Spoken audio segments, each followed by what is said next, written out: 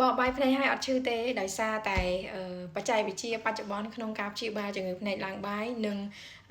ឬក៏យើងសាមញ្ញយើងហៅថាវះកាត់ភ្នែកឡើងបាយឬក៏បកបាយហ្នឹងដែលបងប្អូនយើងអាសានិយាយហ្នឹងគឺវាដូចតែគ្នាទេអញ្ចឹងឥឡូវហ្នឹងគឺការបកបាយភ្នែកវាធ្វើឲ្យមុខរបួសកាន់តែតូចអញ្ចឹងការឈឺចាប់វាសឹងតែគ្មានអញ្ចឹងបងបាច់បារម្ភរឿងថាក្រោយពេលបកហើយឈឺចាប់អត់ទេសម្រាប់ឡើងបាយគឺអត់ឈឺទេ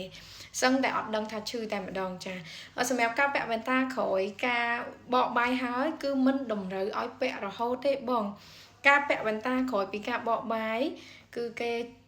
ក្នុងគោលបំណងដើម្បីការពារធូលីការពារខ្យល់ដើម្បីកុំឲ្យវាមកប៉ះភ្នែកយើងខ្លាចឆ្លងមេរោគឬក៏ក្នុងបកាមួយចំនួនគឺគេពាក់ដើម្បីការពារការប៉ះទង្គិចដៃយើងទៅប៉ះដោយអចេតនាណាមួយអញ្ចឹងណាបងអញ្ចឹងជាទូទៅការពាក់វ៉ែនតាត្រឹមរយៈពេល1ខែអីគឺអាចប្រឡែងវ៉ែនតាមិនបាច់ត្រូវការពាក់ទៀតទេប៉ុន្តែអ៊ំភាគច្រើនគាត់មានបញ្ហារឿងស្ងួតភ្នែកក្រោយពីបកហើយក៏ដោយបើសិនជាពេលដែលគាត់ដោះទៅគាត់ត្រូវខ្យល់ត្រូវអីត្រូវឲ្យគាត់ស្ងួតភ្នែកគាត់នឹងអាចបន្តពាក់បានជាអត់ជាបញ្ហាទេ